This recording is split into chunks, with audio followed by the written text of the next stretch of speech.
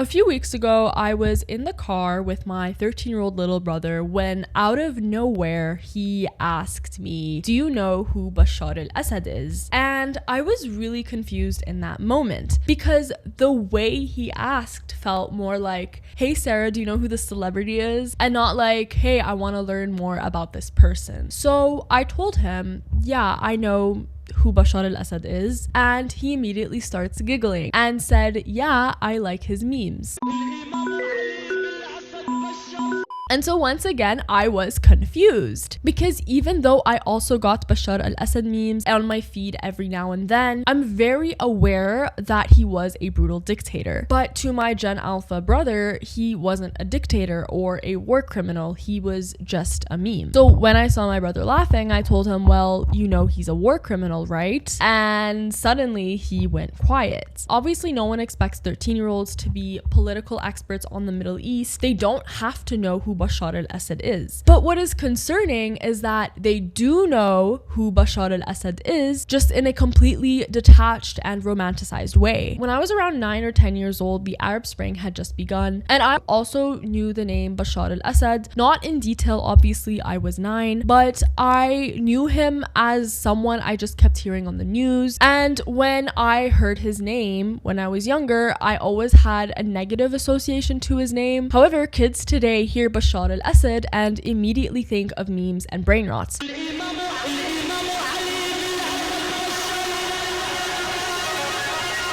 And all this just got me thinking, how did Bashar al-Assad become a meme in the first place? How did a man who unalived his own people, destroyed his country, and comes from a family that imposed one of the most brutal regimes in the region become brainrots, whose propaganda songs have literally gone viral on TikTok? To understand how he became brainrot in the first place, we need to understand who Bashar al-Assad is, because all these Bashar al-Assad memes didn't come out of nowhere, and they mostly stem from the paradox that is Bashar al-Assad.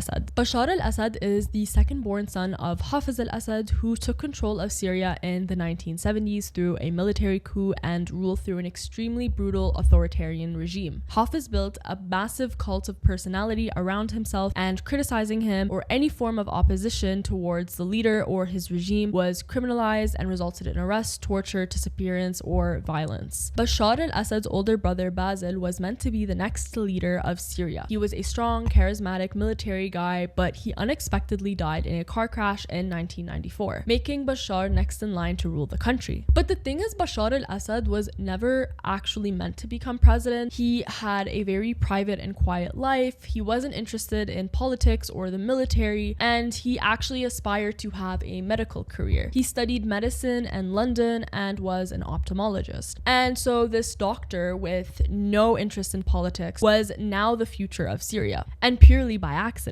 And that accidental president element would later become central to how people mocked him. Bashar, yes. Are you busy right now? I'm studying ophthalmology. Okay, just put that down. We need to discuss something very serious. Look, Bashar, your brother, he passed away. He's gone, okay? Where is the evidence? Show me the evidence. After the death of Hafiz al-Assad in 2000, Bashar al-Assad became president of Syria. Like his father, Bashar maintained a carefully mediated public image, portraying himself as a leader who cared for his people and was widely loved and respected. Early in his presidency, he was seen as a potential modernizer and announced a series of economic reforms. However, these promises never saw the light of day, and living conditions continued to deteriorate for Syrians. When the Arab Spring began in 2011, many Syrians took to the streets, calling for his removal. For decades, the Assad regime in Syria was based on fear, and any form of opposition towards the regime or the leader was not welcome and even criminalized. So when Syrians protested as part of the Arab Spring, Bashar al-Assad responded with violence, which spiraled into what would be a long and brutal civil war. As a result of Bashar al-Assad's actions, many Western leaders started the Assad must go movement, which in the long term ended up being a meme. Bashar al-Assad's rule during the civil war was defined by systematic crimes towards his own population, reaction. His regime responded to peaceful protests with massive arrests, torture, and live fire before escalating to the bombardment of civilian neighborhoods, hospitals, schools, and even using chemical weapons against civilians. Meanwhile, the Mukhabarat ran a vast system of detention, torture, disappearance, and murder, with tens of thousands dying in prisons such as Sednaya. On top of that, Assad's security forces seized homes, businesses, and humanitarian aid while his brother Maher was producing and trafficking Captagon, making $2 to $3 billion per year trafficking the drug, putting these profits into their pockets and to fund the military. This civil war lasted for many years, resulting in millions of Syrians fleeing and seeking refuge abroad or in neighboring countries. And in 2024, after 13 years of war, the regime's military was bled dry. And that's when the HTS faction of the civil war, led by Ahmed al-Shara, who is now the current president of Syria, launched a very successful campaign against Assad's forces, which fell in just 11 days, resulting in Bashar al-Assad fleeing the country and seeking asylum in Russia. After he fled, opposition forces stormed his palace, and that's when many of his personal belongings were uncovered, including his family and personal photo albums, which have now flooded the internet. So,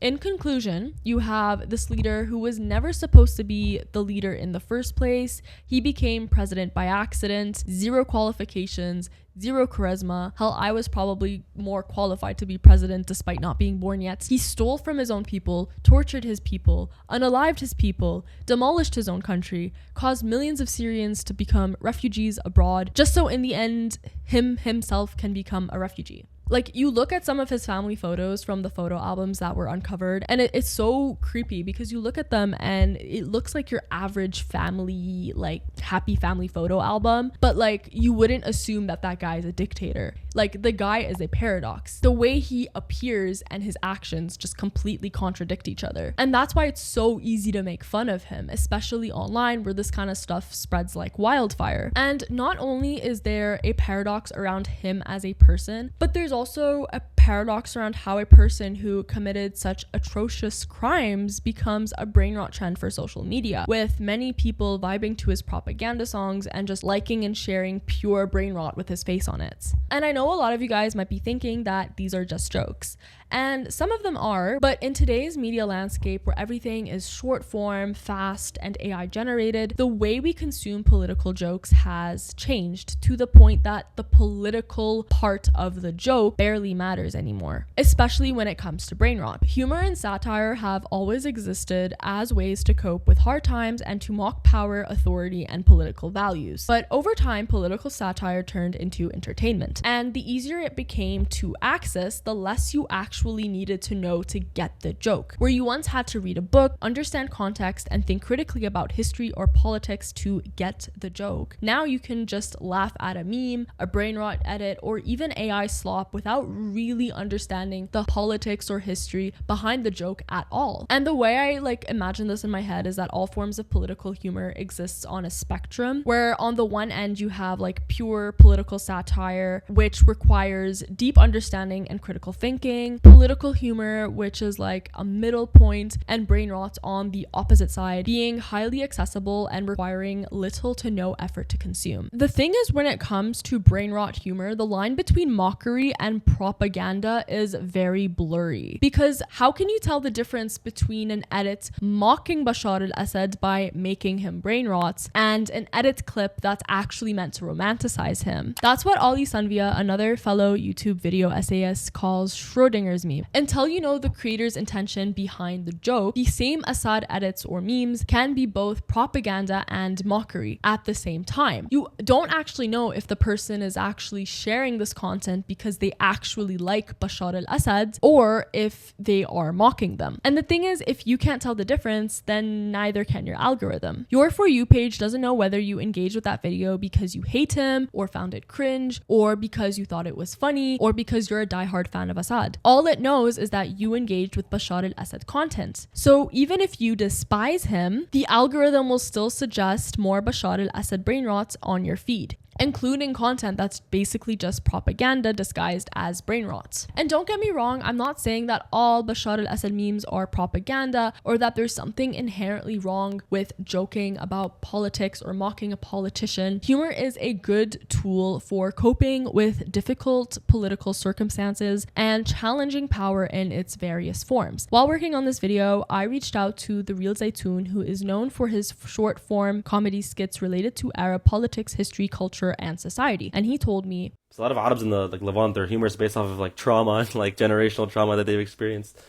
And I kind of think that's where true comedy comes from. True comedy comes from the pain that you have or the experiences that you've went through. And that's why it's really funny that we don't take anything seriously. We just kind of we just on everything, like Bashar, for example. And I think this is normal. This is how humans kind of cope, and if that's the way they want to cope, then so be it. It's hilarious. And I think that creators like him are actually a good example of political humor done well. Even if the intention of the video is to be funny, you can tell that there's a lot of effort and intention behind it, and that the creator has an understanding of the issues behind the jokes, and it still does spark discussion and awareness. But the problem with the Bashar al-Assad trend is that a lot of what goes viral isn't even mocking him or using humor as a means to cope. It's just vibing to his propaganda songs and brainrot edits of him. Bashar al-Assad, from a terrorist criminal dictator to a meme. Why did he become a meme? He's a meme globally. Even now with Mamadani in New York, they chant Allah New York and Mamadani. It's become a global trend. So why is it? Why did he become a meme? Was he that unserious? Or what's the reason? I don't have an answer. I'm just asking. What do you guys think? All these chants like this, or that, or this.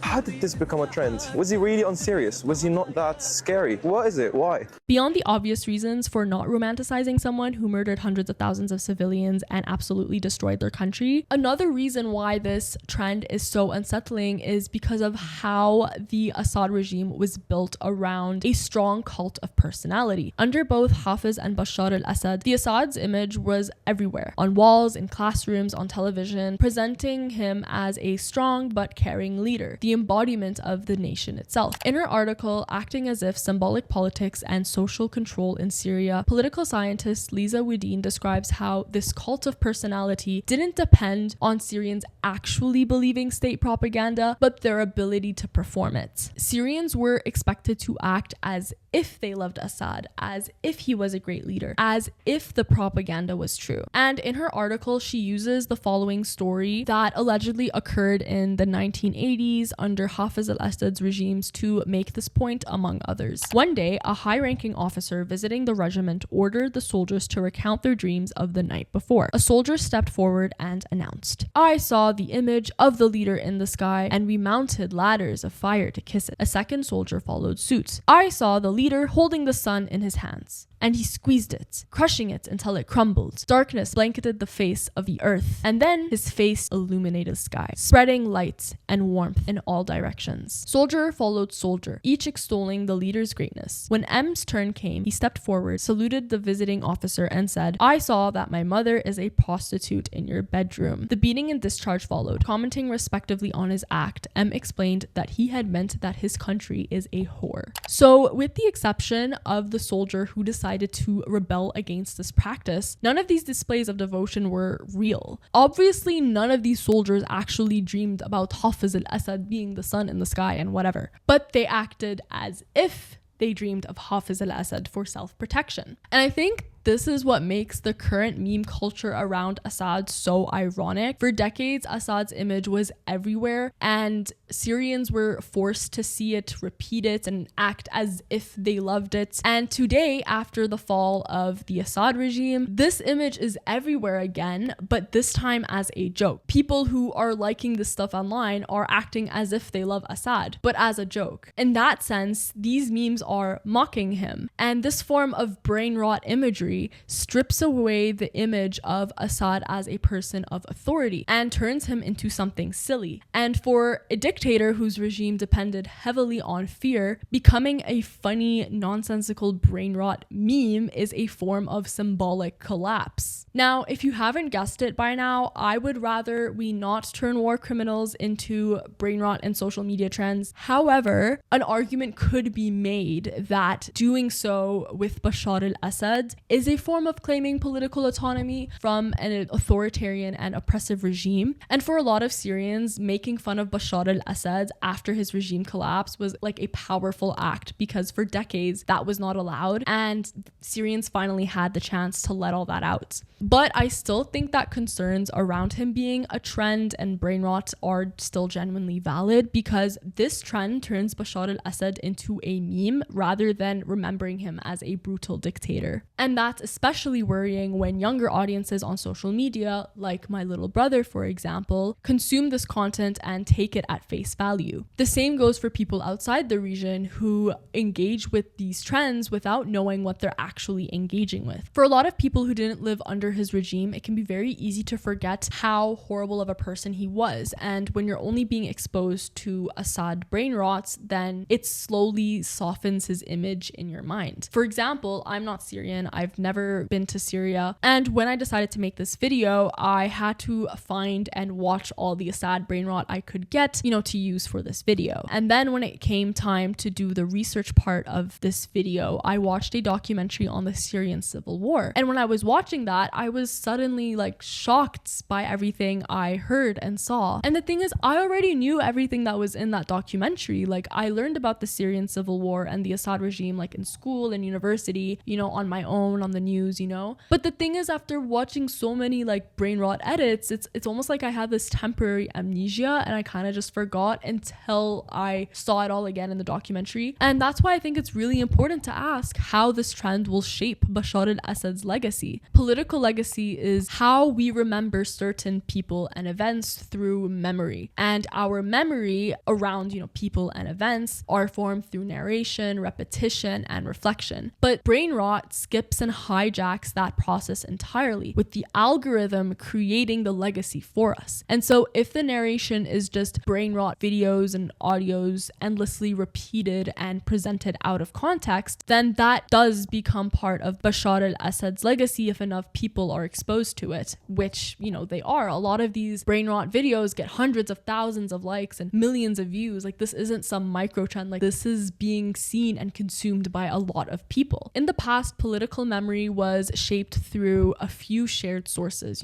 school, your family and your community, and the news. And obviously these weren't perfect or neutral sources, and they had their own biases and challenges. But what that meant was that for the most part, we had a more collective political and historical memory. Today, however, that memory is becoming more fragmented through echo chambers. Social media algorithms now play a major role in shaping what people see, and they tailor content to each user's preferences and existing beliefs. And so everyone just ends up with a different version of the past. And the problem is that Bashar al-Assad's memory is being made in two places at once. Inside Syria, people are trying to remember him as a brutal dictator and oppressive regime through real evidence, mass graves, prison records, survivor testimony, and even turning places like Sednaya into documentation projects and memorials so that these crimes can be acknowledged and remembered. But outside of Syria and online, millions of people are meeting Bashar al-Assad through their For You page, where their algorithm shows them memes, edits, ironic audios, and brainrot clips that don't come with context. While a dictator is being erased from public life in Syria, with statues, portraits, and symbols being torn down, he is simultaneously everywhere online as a meme character for people to consume online despite not knowing what he did. Last month in December marked the 1-year anniversary of the fall of the Assad regime in Syria. And while many news outlets shared documentaries or pieces to commemorate this day, my For You page was reflooded with Bashar al-Assad brainrot. And that's why the question of political legacy is so important, because in 10, 20, or 100 years from now, on the anniversary of the fall of the regime, should we be sharing goofy memes or remembering those who lost their lives to a brutal dictator and oppressive government? And while today's fast-paced media environment is definitely to blame, I do think that we have to be honest with ourselves, as a community or as an audience, and our role as viewers in flattening political issues. When you consume Assad brainrot constantly and repeatedly without ever encountering any information about, prisons, torture, displacement, or those who lost their lives, it's not satire anymore or coping through humor. It's just erasure through silly videos. So don't let your attention be neutral controversial. If a dictator or any other political figure for that matter is trending on social media, ask yourself, like,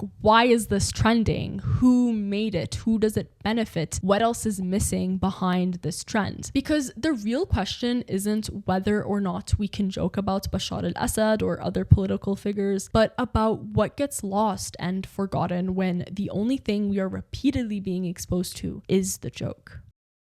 I hope you guys enjoyed today's topic. Let me know what you guys think in the comments below. If you guys are interested in learning more about this topic, as always, I've included a list of sources and links in the description box. If you guys enjoyed this video, make sure to like this video and subscribe to my channel if you would like to see more video essays on Arab pop culture and media. I plan on continuing to make more videos in 2026 and hopefully expand onto other platforms, especially Substack. So make sure to check me out there. But yeah, I wish you all a happy new year, and I hope to see you all in my next video.